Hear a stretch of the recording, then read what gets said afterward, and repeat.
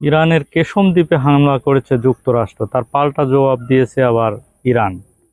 আসলে এই হামলাটি কেন যুক্তরাষ্ট্র ইরানের কেশম দ্বীপে হামলা করেছে, সেখানে যুক্তরাষ্ট্রের সামরিক বাহিনী জানিয়েছে যে আমরা একটি মহড়া হিসাবে এই কেশম দ্বীপে হামলা চালিয়েছি এবং ইরান বিভিন্ন জায়গায় যে হামলা চালিয়েছে তার পাল্টা জবাব হিসেবে আমরা সেখানে একটি মহড়া দিয়েছি। কিন্তু সেটিকে তোয়াক্কা না করে ইরান পাল্টা জবাব দিয়েছে, সেখানে একটি হেলিকপ্টার এবং ড্রোন হামলা করেছে এবং আইআরজিসি দাবি করেছে ইরানের যে যুক্তরাষ্ট্রের এই হামলাতে ব্যাপক তাদের ক্ষয়ক্ষতি হয়েছে। কিন্তু কি পরিমাণ ক্ষয়ক্ষতি হয়েছে এ বিষয়ে অবশ্য স্পষ্ট কোনো ধারণা দেওয়া হয়নি।